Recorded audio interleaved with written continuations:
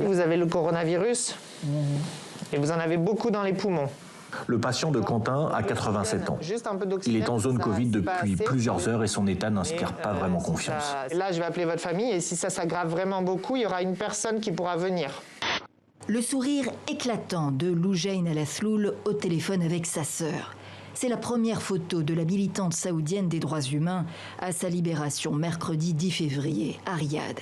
Elle incarne la liberté, la force, le courage aussi, un grand courage pour lutter contre tout un système patriarcal qui est là et qui est bien là et qui n'est pas vraiment remis en question. Il y en a d'autres aussi qui sont encore actuellement en prison.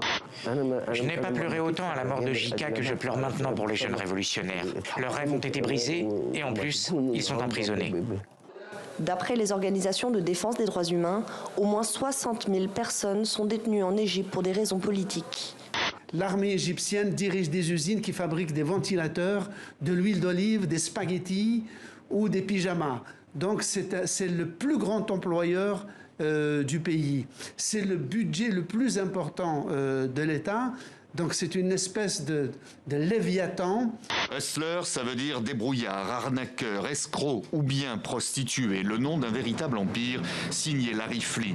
Hustler, c'est au départ une simple feuille de chou, un catalogue des danseuses nues réservé à la clientèle de ces établissements.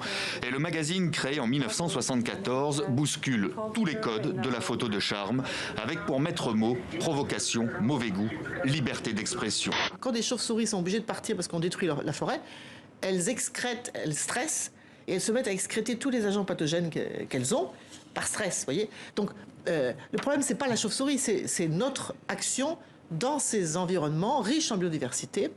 Si vous regardez le discours des Mureaux du président de la République, Emmanuel Macron, le 2 octobre, qui a été abondamment critiqué parce qu'il a été très mal traduit. Si vous voulez, nous sommes un pays dans lequel il n'y a plus véritablement de capacité des arabisants à s'exprimer.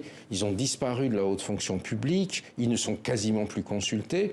Nous sommes à l'École nationale de l'humour du Québec, la seule du genre dans le monde, fondée il y a 30 ans par Louise Richer. Il y a une phrase clé chez nous, qui est une phrase de Eugène Ionesco, c'est « Là où il n'y a pas d'humour, il n'y a pas d'humanité ».